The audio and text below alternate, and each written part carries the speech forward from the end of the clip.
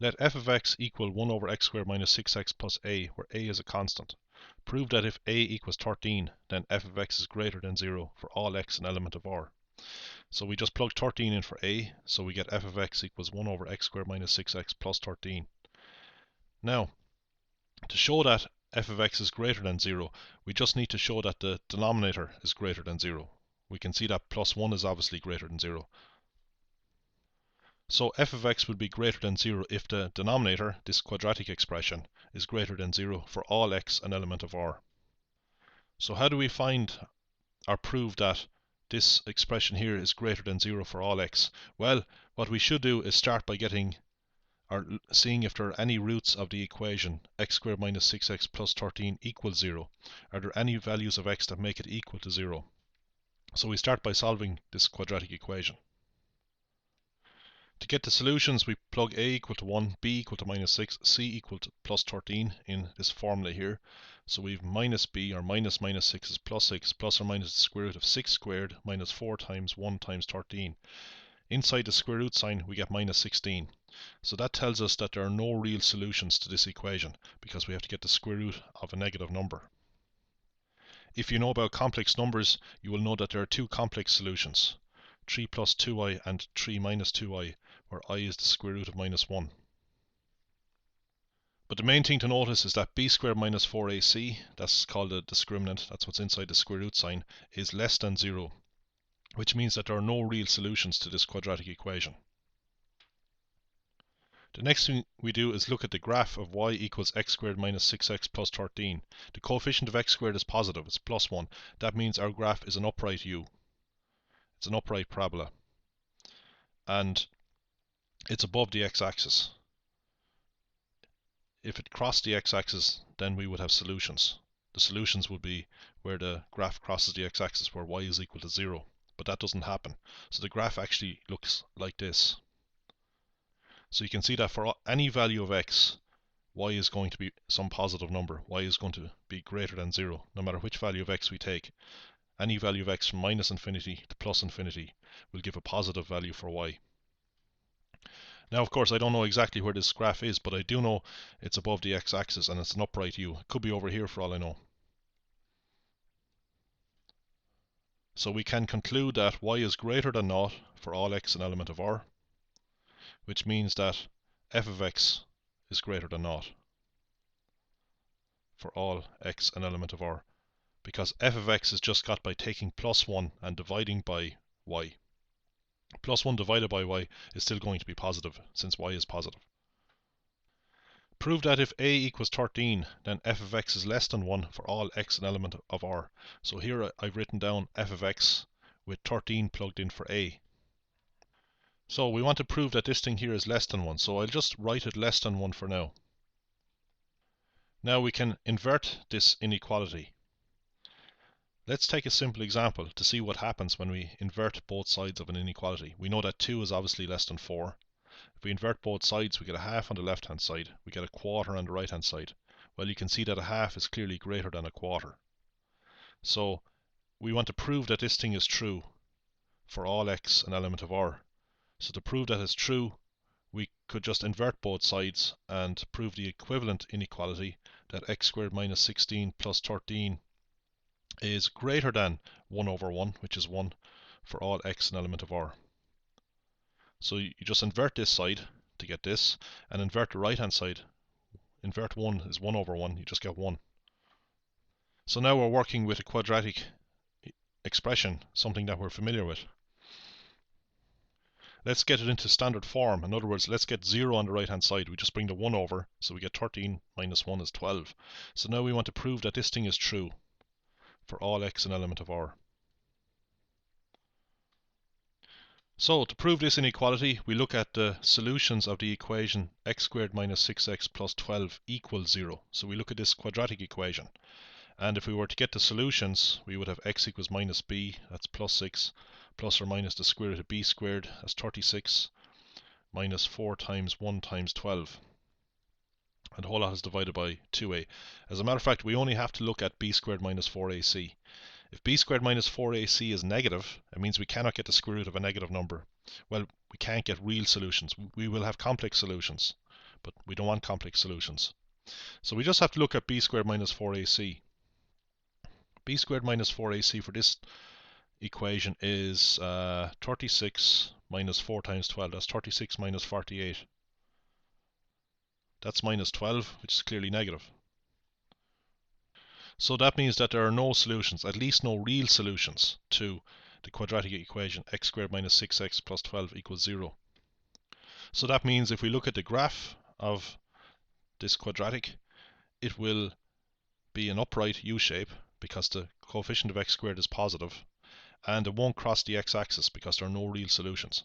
So for all values of x, y is going to be greater than 0, no matter what value of x we take from minus infinity to plus infinity. So our quadratic inequality, which I call y here when I graphed it, is greater than 0 for all x an element of R. And if we just retrace our steps here, we've proven that this inequality is true.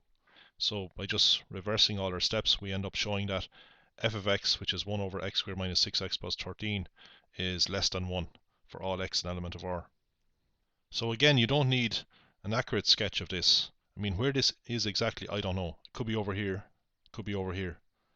As long as you know that it's an upright parabola and it's above the x-axis. It can't be upright and below the x-axis, because if it was upright and below the x-axis, then it would cross the x-axis, which means it would have solutions. That can't happen. Find a range of values of a such that 0 is less than f of x less than 1 for all x an element of R. Now, this inequality consists of two inequalities. One of the inequalities is 0 less than 1 over x squared minus 6x plus a, and the other inequality is 1 over x squared minus 6x plus a less than 1. So we can basically combine these two inequalities to get this inequality here. It's a good idea to consider them separately. Now, if we look at this first inequality, we want to see for what values of a is 1 over x squared minus 6x plus a greater than 0. Well, the only way a fraction can be greater than 0 or positive is if the signs above and below are the same. Well, the sign above the line is positive, it's plus 1. So to ensure that the entire fraction is positive, which is what we want it to be greater than 0, we just have to ensure that the denominator turns out to be positive.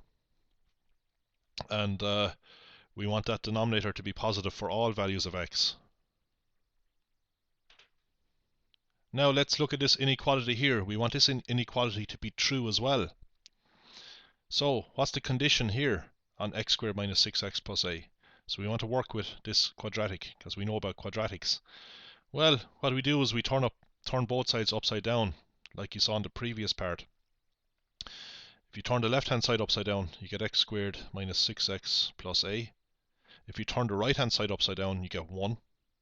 And that reverses the direction of this inequality, so less than becomes greater than. And we want this to be true for all x an element of R. So we want both of these inequalities to be simultaneously satisfied. But you see, if x squared minus 6x plus a is greater than 1, then it's automatically greater than 0. So we really only have to look at this inequality here. We just have to find the values of a that make this inequality true. And those values of a will automatically make this inequality true. Because if x squared minus 6x plus a is greater than 1, well then it has to be greater than 0, because 1 is greater than 0. So what we do is we solve this inequality by first of all writing it in standard form, that is, get 0 on the right hand side. So I've just subtracted 1 from both sides. Well, we know what the condition has to be on this quadratic inequality for x. We know that the solutions to this quadratic equation must not be real. We must have no real solutions. So this really follows on from the ideas we did in the second part. Okay, if we wanted to find the values of x that satisfy this quadratic inequality, or Well, if we want to show that this is valid for all values of x, we'll be looking at a graph of this. We want a graph of this here to be above the x-axis. So we want no solutions to the quadratic equation that corresponds to this inequality. No solutions means it doesn't cross the x-axis. We know it's going to be an upright U-shape because the coefficient of x squared is positive. So the graph we want the graph to look like this. So we want there to be no solutions to this quadratic equation. So what are the conditions for this quadratic equation to have no solutions, no real solutions? Well, the conditions are that b squared minus 4ac is less than 0. In other words, it's negative. So when we go to solve this using the minus b formula, the expression inside the square root sign, which is b squared minus 4ac, must be negative. We calculate b squared minus 4ac for this quadratic equation. B is minus 6, so b squared is 36. Minus 4 times a is 1, the coefficient of x squared, times c, which is the constant term. That's the term that doesn't involve x. The constant term is actually a minus 1. So multiplying in here, we get 36 minus 4a plus 4 is less than 0. 36 and 4 is 40. We bring it over. Then we divide both sides by minus 4. When we divide both sides of an inequality by a negative number, we change the direction of this inequality. So the less than becomes greater than. So here is the condition for this equation here to have no solutions, which in turn is the condition for this quadratic inequality to be true for all values of x. So as long as a is greater than 10, we put any number greater than 10 in here for a, like for example 10.1 or 11 or 200, whatever, then the quadratic inequality formed will be true for all values of x. In other words, its graph will lie above the x-axis. Reversing the steps further, if this inequality is true for all values of x, then we know that this one here is true for all values of x, which in turn means that this one here is true for all values of x. But this inequality incorporates this one as well. Remember, if x squared minus 6x plus a is greater than 1 for all values of x, then x squared minus 6x plus a is obviously greater than 0 for all values of x, because 1 is greater than 0. So, just retracing our steps, we've ended up showing that this is true provided a is greater than 10. Now I want to show you some graphs of f of x for different values of a. So if I pick a value of a that's greater than 10, then the graph should lie between 0 and 1 for all values of x. In other words, wherever the graph is, it can't go outside a region on the y-axis from 0 to 1. So the graph has to be above the x-axis because f of x is greater than 0, but it has to be less than 1. So the graph lies between the x-axis and the line y equals 1 for all values of a that are greater than 10. So here I have the function with a equals 10.1 plugged in. 10.1 is greater than 10. And here's the graph. The graph is actually above the x-axis for all values of x, not just the one shown here. Here's another graph of it. But the graph also lies below the line y equals 1. The highest point on this graph is less than 1. Here is f of x again, but now I've just put in 10. I put 10 in for a. Now the highest point is actually equal to 1. Of course, we don't want that. We want the graph, our y, to lie between 0 and 1, but not to include 1. So 10 is the limiting value. 10 is the minimum value that a can have. Remember, a has to be strictly greater than 10. So this would not be included as one of our functions. We have to make sure that this number here is greater than 10. Here I've taken a number, a value of 20 for a. The larger we make a, the smaller y will become. So again, you see the graph lies between 0 and 1, but now the highest point of the graph is much smaller than what you saw before. and the bigger we make this number, the smaller the maximum value of y will be. Here is f of x with a equals 100, and now you can see that the maximum value of y is very small, it's 0.011. You can also see a graph here done over a different range of x values. Here it's from x equals minus 30 to plus 30. But again, the graph never crosses the x-axis. It tails off on either side, but never crosses the x-axis. And the maximum point is less than 1. As a matter of fact, the reason this function tails off on either side can be shown by letting x tend towards plus infinity. So if you take a very large positive value of x, what will happen is that the denominator will blow up. Okay, I know you have minus 6x here, but the x squared term will grow much faster than minus 6x. So as x tends towards plus infinity, this here will actually go to 0. So the graph will tail off towards y equals 0. So this tail will never cross the x-axis.